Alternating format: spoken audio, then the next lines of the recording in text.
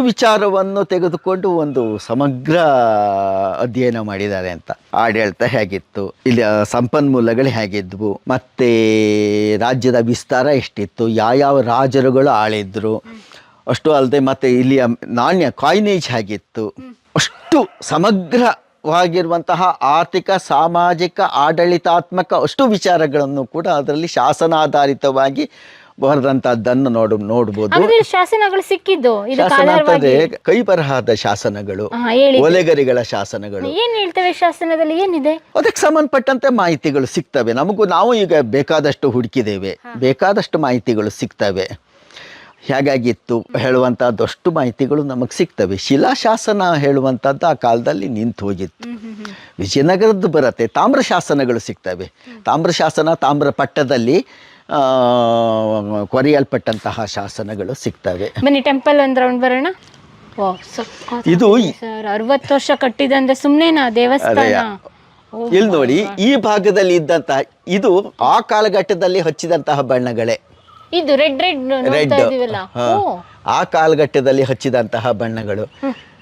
ಅದು ಹೋಗಲಿಲ್ಲ. ಅದು ಹೇಗೆ ಅಂತ ನಾನು ಹುಡುಕ್ತಾ ಹೋದೆ. ಶಿವತತ್ವ ರತ್ನಾಕರದಲ್ಲಿ ನಮಗೆ ಅದ್ರ ಮಾಹಿತಿ ಸಿಕ್ತು. ಯಾವ್ದ್ರಿಂದ ಬಣ್ಣ ಮಾಡಿದ್ರು ಹಾಗಾದ್ರೆ? ಇದು ಕಾವಿಕಲ್ಲು. ಕಾವಿಕಲ್ಲು ಇದೆಯಲ್ಲ, ಅಂದರೆ ನಮ್ಮಲ್ಲಿ ಒಂದು ರೀತಿಯ ಕೆಂಪು ಕಲ್ಲು ಸಿಗತ್ತೆ.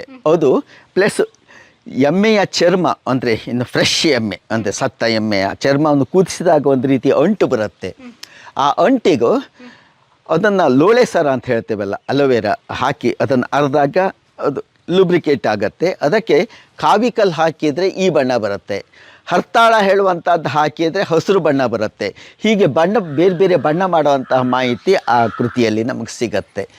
ರಾಜಕಾಲದಲ್ಲಿ ಈ ರೀತಿಯಾಗಿ ಬಣ್ಣಗಳನ್ನ ತಯಾರು ಮಾಡ್ತಿದ್ರು. ನೀವು ಇದಾದ್ರೂ ಒಂದು 500 ವರ್ಷದ ದೇವಸ್ಥಾನ ಅಂತ ಆಯಿತು. ಬನವಾಸಿ ದೇವಸ್ಥಾನದಲ್ಲಿಯೂ ಕಾಣಬಹುದು ಅಂತ. ಅದು ಸಾಮಾನ್ಯ 2000 ವರ್ಷಗಳ ಇತಿಹಾಸ ಇದೆ ಆ ದೇವಸ್ಥಾನಕ್ಕೆ ಅಂತ.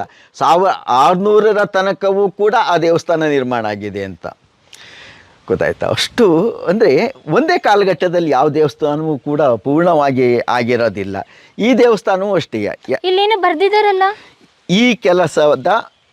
ಈ ಮಂಟಪದ ಕೆಲಸವ ಗೈದ ಆಚಾರಿ ಹುಂಬೂಚದ ವೆಂಕಟಯ್ಯನು ಅಂತ ಇದರ ಕಾಂಟ್ರಾಕ್ಟರ್. ಕನ್ನಡ ಈ ರೀತಿ ಇತ್ತ? ಅವಾಗಿನ ಕನ್ನಡ ಲಿಪಿ ಈ ತರ ಇತ್ತು.